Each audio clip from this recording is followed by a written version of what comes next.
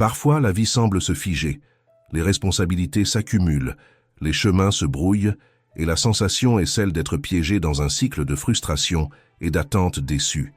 Et peu importe tout ce que vous avez accompli, ou la force que vous semblez avoir, ce poids émotionnel touche tout le monde. Mais vous n'êtes pas seul dans ce combat.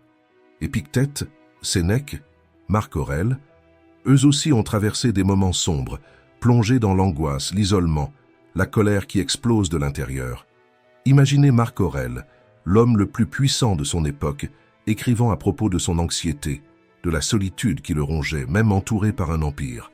Dans ses Pensées pour moi-même, il disait que ce que vous pensez façonne ce que vous ressentez. Et lorsque l'esprit ne plonge que dans le négatif, tout autour de nous commence à perdre son éclat, son sens, sa légèreté. Les épreuves ne disparaissent pas d'un coup de baguette magique, mais vous pouvez apprendre à ne pas en devenir prisonnier. Et c'est là que le stoïcisme entre en jeu, une philosophie pratique, concrète, qui a traversé les siècles justement parce qu'elle fonctionne. Aujourd'hui, je veux vous présenter 9 principes stoïciens qui peuvent vous aider à sortir de ce labyrinthe mental. Ce sont des outils simples, mais profonds, qui peuvent vous redonner ce que personne ne peut vous enlever, votre clarté et votre paix intérieure. Ne laissez pas votre esprit continuer à vous saboter en silence. Il est temps de renverser la situation. Avançons ensemble dans ce voyage. 1. Apprends à devenir ton propre meilleur ami. Il existe une vieille histoire à propos du philosophe stoïcien nommé Cléante. Il marchait dans les rues d'Athènes, lorsqu'il entendit un homme se traiter d'imbécile et se critiquer avec dureté. Cléante s'arrêta, le regarda droit dans les yeux et lui dit « Souviens-toi, tu ne parles pas à un homme mauvais. Sois plus doux avec toi-même. » Cette histoire révèle quelque chose de crucial. Bien souvent, nous sommes nos pires critiques. Pense au jour où tu t'es senti le plus anxieux ou déprimé. Quelle part de ce mal-être venait d'une autocritique constante, d'un enchaînement de pensées négatives qui te détruisent plus qu'elles ne t'aident? La philosophie stoïcienne nous enseigne l'importance d'être bienveillant envers nous-mêmes, de devenir notre propre ami et de nous reconnecter intérieurement. Quand Cléante parle de propreté, il fait référence à ce besoin d'offrir de la compréhension et de la compassion à soi-même, au lieu de s'enfoncer dans l'autocritique. L'anxiété et la dépression naissent bien souvent de pensées trop dures envers soi et de cette habitude que nous avons d'être notre pire ennemi. Au lieu de trouver du réconfort et du soutien dans notre propre compagnie, nous tombons fréquemment dans un cycle d'auto-sabotage. La manière dont nous nous parlons a de l'importance, et une importance immense. Il est impossible d'avancer dans la vie si l'on se traite comme un imbécile ou comme quelqu'un de sans valeur. La bienveillance commence par la façon dont on se traite soi-même, en reconnaissant notre propre humanité. Ce n'est qu'en apprenant à s'aimer que l'on peut ouvrir la porte à des relations saines et à des liens profonds avec les autres. Comme l'a dit Sénèque, être son propre meilleur ami est fondamental. Réfléchis à la manière dont tu te traites.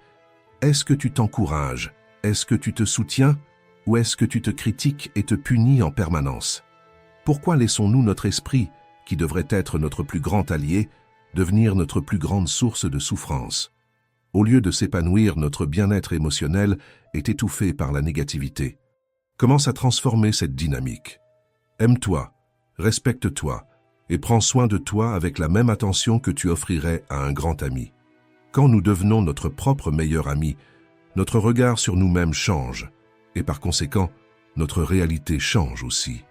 Commence aujourd'hui, sois doux avec toi-même et observe ta vie fleurir comme un jardin bien entretenu. Mais avant tout, je dois te dire que si ce contenu est arrivé jusqu'à toi, c'est parce que quelqu'un a aimé cette vidéo, s'est abonné à notre chaîne et a laissé un commentaire. Fais de même et aide-nous à transmettre cette clarté mentale à encore plus de personnes. 2. Ton esprit commande tout, même ta santé. La célèbre expression de Juvénal, un esprit sain dans un corps sain, résume de manière puissante l'interconnexion entre la santé mentale et physique. Nous vivons et exprimons nos émotions sur cette planète, à travers notre corps. Le stoïcisme renforce cette idée, en soulignant que le soin de l'esprit et du corps est essentiel pour affronter les adversités comme l'anxiété et la dépression. En consacrant du temps à cultiver un esprit sain et un corps sain, nous renforçons notre capacité à faire face aux défis de la vie avec résilience et clarté. Sénèque, l'un des plus grands philosophes stoïciens, nous enseigne quelque chose de précieux. Il est essentiel de nourrir notre esprit, que ce soit par des promenades en plein air ou une respiration profonde. Sinon, nous risquons de nous sentir brisés de l'intérieur ou trop stressés. Ce sont ces petits soins quotidiens qui transforment ta santé mentale. Prends un moment pour réfléchir. Combien de temps consacres-tu chaque jour aux soins de ton corps et de ton esprit? Fais une liste des activités que tu pratiques pour maintenir les deux en bonne santé. Identifie les domaines dans lesquels tu peux t'améliorer, que ce soit par l'exercice physique, la méditation, la lecture ou des moments de repos. Ces activités ne sont pas seulement des exercices pour le corps, mais aussi une opportunité de te mettre en mouvement, tout en réussissant à ralentir ton esprit. C'est comme offrir une pause à tes pensées pour les apaiser. Sénèque disait que nous devons nous approprier notre esprit. Même si tu te sens fatigué en essayant quelque chose de nouveau en matière d'exercice, cela aide ton esprit à devenir plus calme et plus serein. Lorsque tu fais de l'exercice, ton corps libère des hormones qui te font te sentir plus heureux et détendu, comme la sérotonine et les endorphines. Elles contribuent à diminuer les sentiments d'anxiété et de dépression, te donnant envie de recommencer. Autrement dit, ton envie de faire de l'exercice naît de l'exercice lui-même. Alors commence. Si tu trouves difficile d'aller à la salle de sport ou de sortir marcher, ne t'inquiète pas, cela ne doit pas être un obstacle pour commencer. Il existe tout un monde de cours gratuits en ligne sur YouTube qui t'attend, que ce soit de la méditation, du yoga, de la musculation à domicile, et qui peuvent t'aider à franchir cette étape. Ne remets pas à plus tard et n'invente pas d'excuses. Procrastiner ne fait que nous éloigner de la tranquillité mentale que nous recherchons tant. Nous ne faisons que repousser, et selon les mots de Sénèque, abandonne tous les obstacles et consacre ton temps à obtenir un esprit sain, car aucun homme ne peut l'atteindre s'il est occupé. Prends soin de ton corps, et il prendra soin de toi. Prends soin de ton esprit, et il éclairera ton chemin. Adopte cette solution stoïcienne et vois comment de petits soins quotidiens peuvent transformer ta santé mentale en t'aidant à vaincre l'anxiété et la dépression. 3. Tu n'es pas en retard. Tu es exactement là où tu dois être. Sénèque parle d'une idée appelée euthymia, qui signifie suivre son propre chemin dans la vie, en gardant l'attention loin des distractions du passé ou des comparaisons avec les autres. C'est une paix intérieure qui naît quand on arrête de mesurer nos pas avec la règle des autres et qu'on commence à faire confiance au rythme qui est juste pour nous. On atteint cet état d'esprit qu'avec de la discipline, de la confiance en soi et en le chemin que l'on a choisi. Il est impossible d'atteindre cet état si l'on ne croit pas que l'on est en train d'accomplir notre rôle dans cette vie. Et comment avoir confiance si l'on se compare sans cesse? Comment trouver la paix si, à chaque pas, on regarde sur les côtés, cherchant l'approbation, la validation ou une illusion de bon timing? Imagine-toi au volant, sur une route très fréquentée.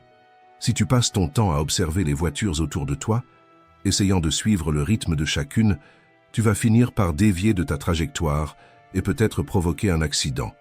En revanche, si tu gardes les yeux fixés sur la route devant toi, concentré sur ta destination, tu y arriveras de manière plus sûre et plus efficace. De la même façon, rester concentré sur son propre chemin est essentiel pour la santé mentale et le bien-être. Sénèque nous enseigne que nous devons valoriser notre propre progrès, sans nous comparer aux autres. Chaque personne suit une trajectoire unique. Le temps que tu mets à t'épanouir ne dit rien de la valeur de ta graine. Un arbre qui met des années à pousser peut donner des fruits bien plus solides et durables que celui qui pousse vite et se dessèche aussitôt. On perd ce focus lorsqu'on commence à se comparer. Un ami est devenu riche avant 30 ans, une influenceuse semble avoir une vie parfaite, un collègue investit en bourse alors que toi, tu ne sais même pas par où commencer. Et c'est ainsi que naît la frustration, non pas de ce que tu veux vraiment, mais de l'illusion que tu devrais vouloir ce que les autres ont. Tu te mets à courir après des objectifs qui n'ont jamais été les tiens, et tu perds le plaisir de vivre ta propre histoire. C'est si fort que Marc Aurèle, dans Les Pensées pour moi-même, au livre 3, a écrit ceci pour lui-même. Ne gaspille pas le reste de ta vie à penser à celle des autres, si ce n'est pour le bien commun. Sois certain que tu négliges autre chose si tu es préoccupé par ce que telle personne fait et pourquoi, ce qu'elle dit, pense ou projette. Toutes ces choses ne font que t'éloigner de la garde ferme de ta propre âme. Et vois la force de cette expression, la garde ferme de ta propre âme. Parce que, pendant que tu observes trop la vie des autres, la tienne s'écoule, sans que tu t'en rendes compte. Comprendre et accepter que l'on est sur son propre chemin, sans avoir besoin de rivaliser ou de se sentir inférieur parce qu'on n'a pas atteint les mêmes choses que les autres, apporte une profonde sensation de contentement et de paix. En adoptant cette approche stoïcienne, tu trouveras la force de surmonter l'anxiété et la dépression, en te concentrant sur ce qui compte vraiment, ton propre parcours et ta croissance personnelle. 4. Aujourd'hui peut être le jour qui change tout, si tu le permets. Ce qui est fait ne peut pas être défait, mais nous pouvons empêcher que cela se reproduise. Cette citation est d'Anne Frank, et elle nous rappelle que, même si nous ne pouvons pas changer le passé, nous avons le pouvoir de façonner notre avenir. Cela illustre bien ce que le stoïcisme nous enseigne sur l'importance de vivre le présent et de se renouveler chaque matin. C'est un principe fondamental pour surmonter l'anxiété et la dépression. L'idée que chaque nouveau jour est une occasion de recommencer, de corriger nos erreurs et de continuer à évoluer. Le présent est le seul espace où nous pouvons agir, décider, transformer. Tout ce que tu souhaites améliorer commence dans le maintenant, et plus tôt tu acceptes cela, plus le chemin devient léger. Pense à une rivière qui, malgré les pierres et les obstacles qu'elle rencontre, continue de couler. Chaque jour elle se renouvelle, suivant son cours sans jamais regarder en arrière. De la même manière, nous pouvons nous inspirer de la nature de la rivière, renouvelant nos énergies et nos perspectives à chaque lever du jour, sans rester attachés aux erreurs et difficultés du passé. Les pierres n'arrêtent pas la rivière. Elles ne font que façonner sa manière d'avancer, et c'est cela que tu dois comprendre. Les obstacles ne sont pas des barrières définitives, mais des invitations à s'adapter, à mûrir et à continuer. Imagine que tu commences chaque jour avec un esprit renouvelé, sans te laisser abattre par les erreurs d'hier. En un mois, cela fait 30 opportunités de recommencer, apportant une sensation de légèreté et une possibilité de croissance continue. Maintenant, pense à la différence que cela peut faire en une année. Ce sont des centaines de chances de reconstruire ta force, d'affiner ton esprit et de te reconnecter à ce qui compte vraiment. Il n'existe pas de transformation sans constance, et la constance commence dans les petits choix quotidiens. À l'inverse, porter le poids des jours passés peut accumuler du stress et de l'anxiété, rendant plus difficile le dépassement des défis et la quête d'amélioration. C'est comme essayer de courir avec un sac à dos rempli de pierres. Chaque ressentiment, chaque regret non résolu, chaque exigence inutile se transforme en poids mort. Et personne ne peut aller loin ainsi. Parfois nous nous sentons déprimés, angoissés, en colère, envahis par des pensées négatives ou par d'autres émotions difficiles, plusieurs jours d'affilée, comme si nous étions coincés dans la même situation. Cela ressemble à un cycle qui se répète, comme un écho intérieur qui ne cesse jamais. Mais ce cycle ne continue que lorsque tu oublies que tu peux le briser par une nouvelle pensée, une nouvelle attitude, un simple pas dans une autre direction. Si tu sais que chaque matin est une nouvelle opportunité de te renouveler, pourquoi continuer à porter les fardeaux du passé? Qu'est-ce qui t'empêche de saisir cette chance de recommencer chaque jour? Est-ce l'orgueil, la culpabilité ou simplement l'habitude de t'identifier à la douleur? Le stoïcisme nous invite à lâcher ce que nous ne pouvons pas contrôler, et cela inclut l'histoire que tu te racontes sur qui tu es. Avant de tout prendre trop au sérieux, rappelle-toi que chaque matin nous renaissons. Ce que nous faisons aujourd'hui est ce qui importe le plus. Recommencer chaque matin est un puissant antidote contre l'anxiété et la dépression, parce que lorsque tu t'engages dans le présent, il ne reste plus de place pour le regret d'hier ni pour la peur de demain. Il n'y a que maintenant, et c'est tout ce dont tu as besoin pour commencer. En te permettant de te renouveler chaque jour, tu trouves la force et l'espoir nécessaires pour affronter n'importe quel défi que la vie te présente. Même dans les jours difficiles, même dans les chutes, il y a quelque chose en toi qui insiste pour continuer. Honore cela. Utilise cet élan à ton avantage. Rappelle-toi, le passé ne peut pas être changé, mais le présent est entre tes mains.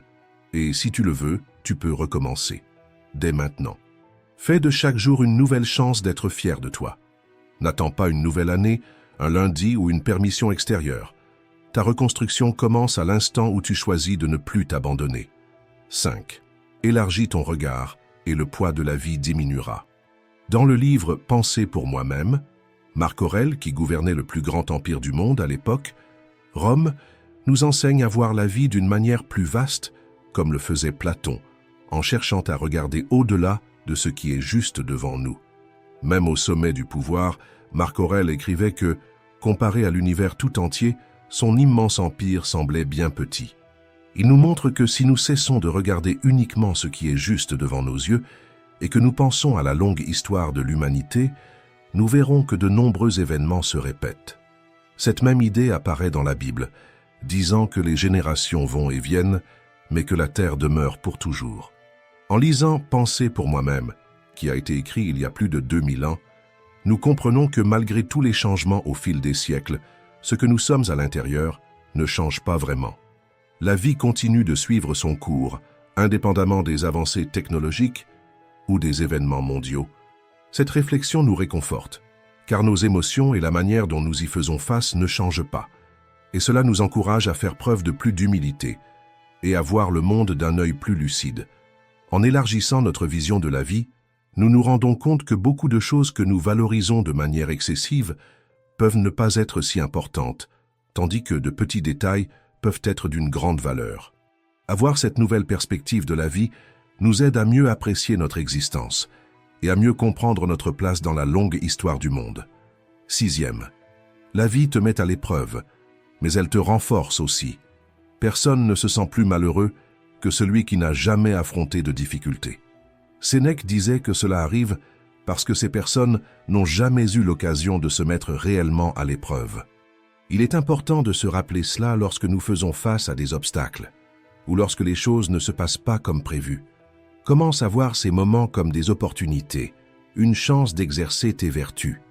Les stoïciens croyaient que c'est dans les obstacles que nous trouvons des occasions de pratiquer l'excellence, et plus encore, une chance de révéler notre véritable valeur, même si c'est seulement à nos propres yeux.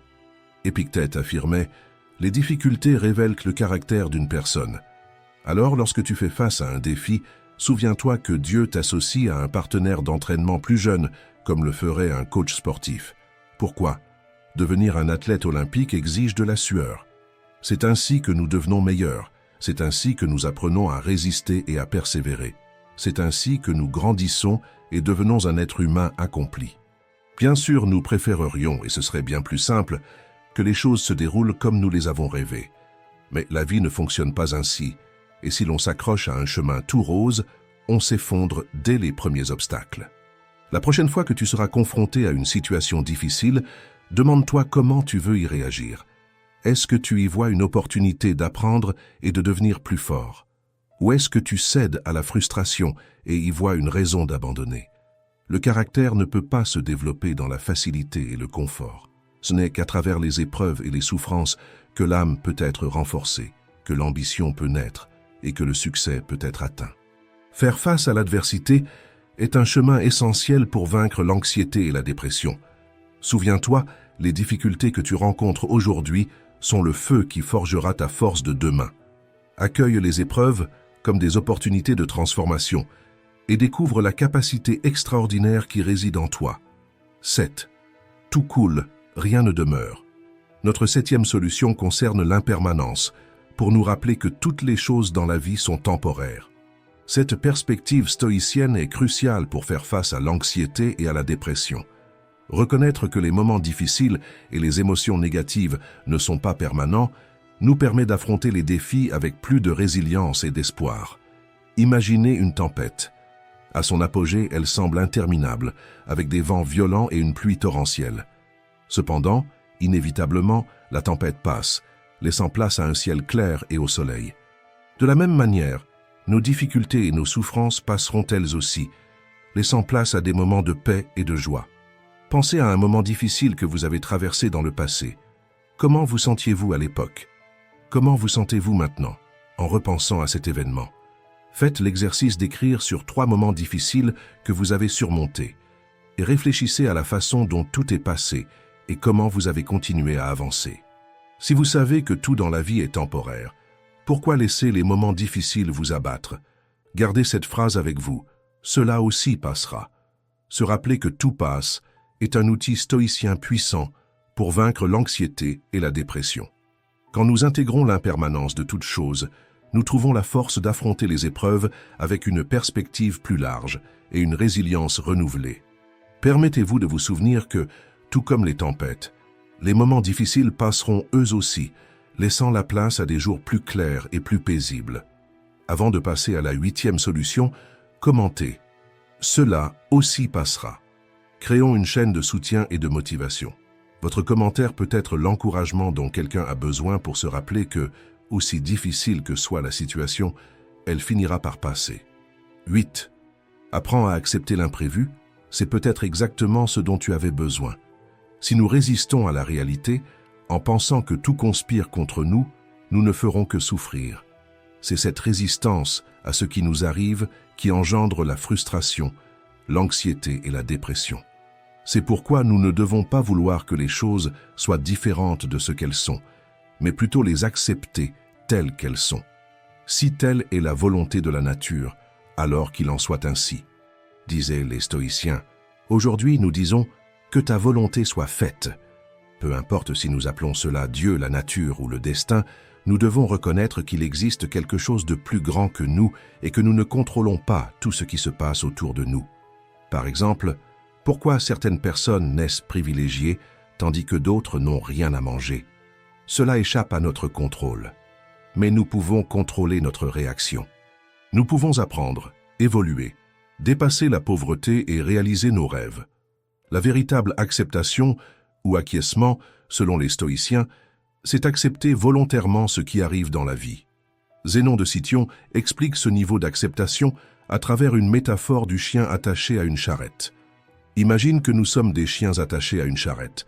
Nous sommes les chiens, et la charrette représente les choses de la vie que nous ne pouvons pas changer. Le chien a une certaine liberté grâce à la longueur de la corde, mais lorsque la charrette avance, il n'a que deux options, lutter contre elle et se blesser, ou suivre le mouvement et rester en paix. Si nous croyons que nous pouvons arrêter la charrette, ou qu'elle finira par s'arrêter, nous allons énormément souffrir. Mais quand nous acceptons les choses telles qu'elles sont, nous nous adaptons au haut et au bas de la vie, réduisant ainsi notre souffrance. Sénèque nous dit « Le destin guide ceux qui acceptent et traîne ceux qui résistent. Résister, c'est être traîné par la vie, ce qui provoque la souffrance. Accepter la réalité et se concentrer sur ce qui est à notre portée, c'est le choix le plus sage. La résistance engendre la frustration, l'anxiété et la dépression. Accepter les événements tels qu'ils sont nous libère des attentes et des inquiétudes qui nous emprisonnent. Accepter la réalité ne signifie pas se résigner, mais avoir une vision proactive pour gérer ce qui est entre nos mains avec sérénité et efficacité. Accepter ce que nous ne pouvons pas changer est le premier pas pour changer ce que nous pouvons. Nous trouvons alors la paix et la force pour affronter toute situation. Souviens-toi des mots d'Épictète. Ne cherche pas à ce que les événements arrivent comme tu le veux, mais veux qu'ils arrivent comme ils arrivent, et ta vie sera paisible. Adopte cette perspective et observe à quel point ta vie peut se transformer. Quelle phrase ou quel enseignement stoïcien t'aide le plus à accepter l'imprévu? Laisse-le en commentaire. 9. Commencez à séparer vos émotions des faits. Rien ne nous rend plus déprimés ou anxieux que de voir une situation à travers le prisme de nos émotions. Car lorsque l'émotion domine, elle contamine tout autour de nous.